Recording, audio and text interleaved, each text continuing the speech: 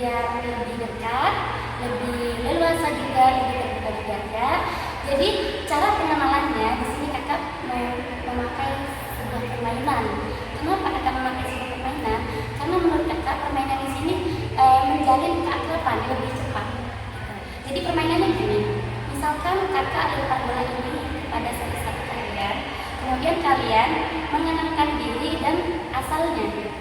Misalnya ya, contoh nih, kakak melempar bola kepada saya Amira, asal saya. Ya. Baik, terima kasih. Siapa namanya? Azra. Sini dulu. Contohnya gitu tadi ya. Kemudian Azra melempar kepada temannya menangkap. Nama saya, misalkan siapa gitu ya. Nah, kita mulai ya permainannya. Siap? Ya. Baiklah. Kakak melempar bola kepada nama saya Azra, asal dari Surabaya. Kemudian saya melempar kepada Ila, saya Ila, asal dari Surabaya. Saya melempar kepada Fatima, kemudian saya melempar kepada nama saya Daki, saya dari Gresik. Kemudian saya melempar kepada nama saya Melisa. Baik, nama kakak Rizky. Kakak dari Probolinggo. Terima kasih perkenalan teman-teman. Sebelumnya kakak ingin lebih dekat dengan kalian pengenalannya. Tadi siapa namanya?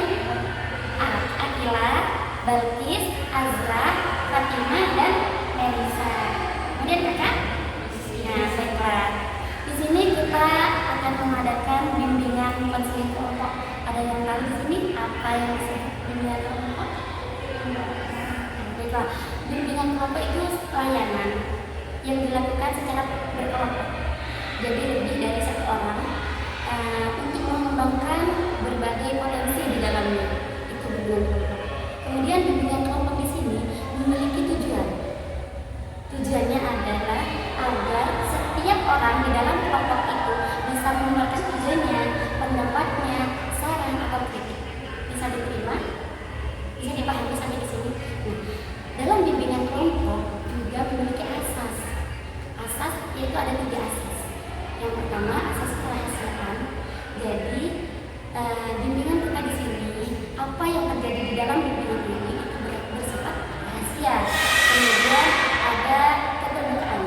Jadi setiap individu yang mengikuti bimbingan kelompok pada seminar ini harus merasa terbuka. Semua ganjil-ganjil di dalam hati, ungkapan-ungkapan yang sebelumnya belum sempat kalian ungkapkan di dalam sini, di dalam kelompok ini. Yang terakhir itu adalah sifat kesukarelaan, yaitu terbuka secara ikhlas tanpa rasa berat di dalam hati. Baiklah, setelah kakak menjelaskan bimbingan konseling kelompok itu apa, tujuannya apa, kemudian ada 3 asas, kira-kira siapa ya dari kalian yang bisa menyebutkan hal itu? Bisa angkat tangan? Akila ya? Apa bimbingan kelompok itu? Bagus. Kemudian memiliki tujuan. Siapa yang bisa menjawab? Baik, Balkis. Akan bisa mengeluarkan ide, saran, dan pendapat. Bagus. Kemudian ada 3 asas. Siapa yang bisa? Baik, Fatima. Jadi dari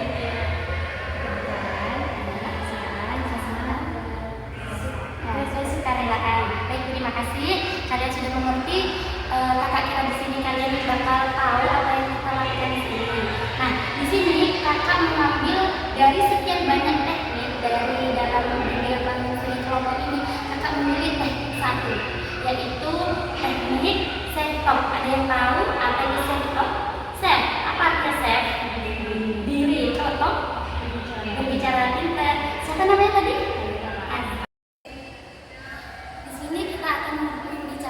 Membahas tentang teknik self talk. Nah, tentunya setiap dari kita memiliki tujuan hidup, betul? Ya. Sebelum itu, kakak boleh nggak bertanya kepada kalian apa sih tujuan atau keinginan terbesar yang belum tercapai dalam hidup kalian? Boleh kakak tahu? Boleh. Dimulai dari Fatimah. Tujuan hidupnya apa ya? Baik, selanjutnya kakak ingin tahu dari Balkis. Ingin menjadi Polisi wanita, bagus. Kemudian dari siapa namanya? Melisa. Ya, Melisa. Baik, dari Melisa apa? ingin jadi dokter. Ini jadi dokter. Bagus. Kalau dari Azra? Relawan. Jadi relawan. Wow, bagus ya, keren. Kemudian dari Akila? Akila pengen jadi perawat. Jadi perawat. Bagus ya, tujuan hidup yang sangat bagus.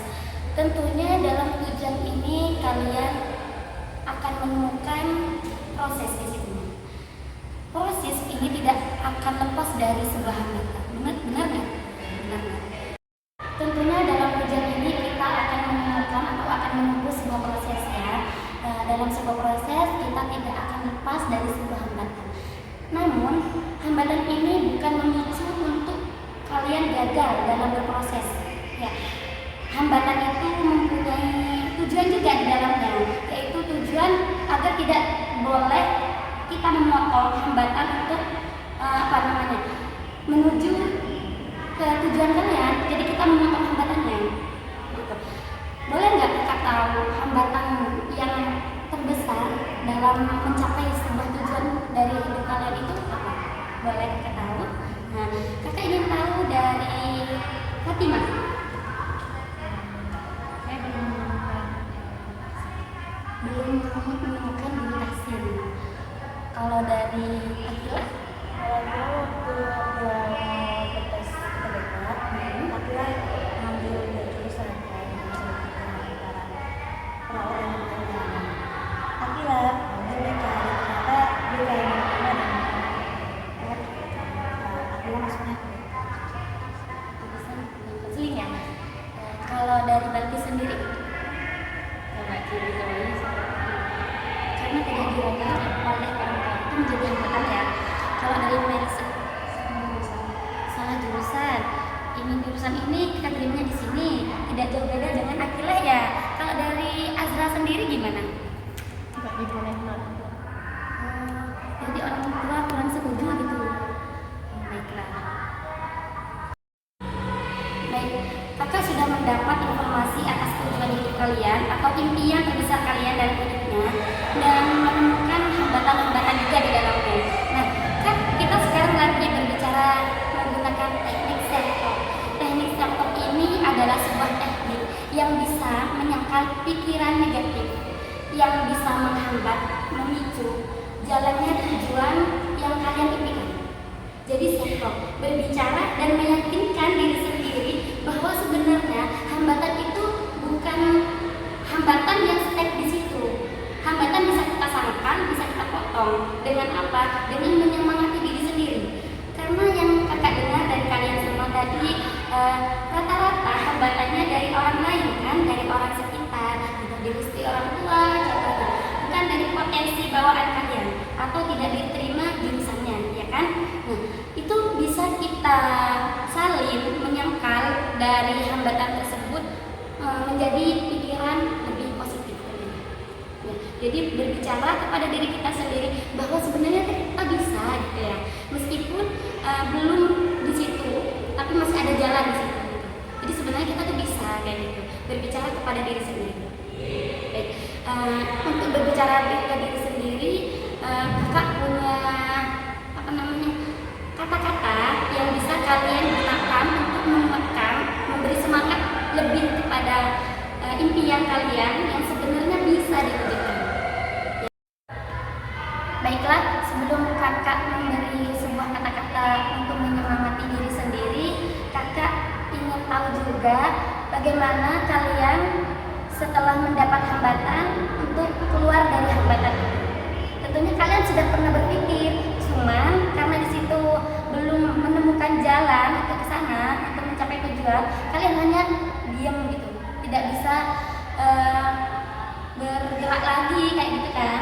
Ya, paham kan soalnya di sini? Ya, coba kakak tanya, setelah ada hambatan, tentunya kalian memiliki cara lagi untuk menyangkal hambatan tersebut. Kakak mau dari Akila, kira-kira setelah mendapat hambatan itu jalan keluarnya apa? Kan dengan Akila memilih jurusan BK waktu bulan kedua, waktu putusan pertama tidak diterima, Akila berpikir karena saat Akila sudah lulus S1 di BK, Keira bisa bekerja di rumah sakit bagian legalnya, pas di rumah sakit. Dan Akila dengan pelajaran ternyata ada pekerjaan BK di rumah sakit. Kalaupun tidak bisa BK di rumah sakit, bulan terakhir Akila bisa lanjut S1 lagi untuk perawat di tahun setelah S1. Ya, bisa kan? Bisa. Semangat, semangat, semangat. Baik, kalau dari Fatimah sendiri gimana? Solusinya dengan mungkin saya masuk pondok kayak S1 kan ada itu saya bisa belajar baik. Yuk, bisa yuk. Semangat, semangat, semangat. Selanjutnya dari Balkis. Mungkin dengan saya membuktikan pada orang tua saya memiliki pelatihan-pelatihan yang itu gratis, polisi kaki atau yang lain yang kayak bantu kayak kamera atau dalam kegiatan yang lain gitu bisa. Baik. Yuk, bisa yuk. Semangat, semangat, semangat. Siapa lagi yang ingin berbicara di sini? Azra? Baiklah. Setelah kita melakukan self-talk pada diri kita sendiri, apa yang kalian rasakan di sini? Pasti memiliki semangat baru kan? Memiliki seperti jalan keluar yang baru gitu ya. Kayak seperti memiliki ruang agar kita bisa tumbuh, berpotensi mencapai tujuan atau impian tersebut. Benar nggak? Ya. Merasa lega gitu kan ya, bisa ngomong akhirnya kayak gitu kan. Baiklah, terima kasih atas waktunya kalian sempat datang ke sini dalam sesi ini. Kakak harap setelah pertemuan ini ada semangat baru lagi, ada cara lagi untuk menyangkal hambatan-hambatan yang kerap pasti terjadi dan ada harapan setelah kita bertemu di sini, setelah melewati forum ini ada harapan untuk bisa mengembangkan potensi kita tersebut. Ya, baiklah, terima kasih atas kehadirannya. Kita akhiri dengan membaca doa sesuai dengan ayat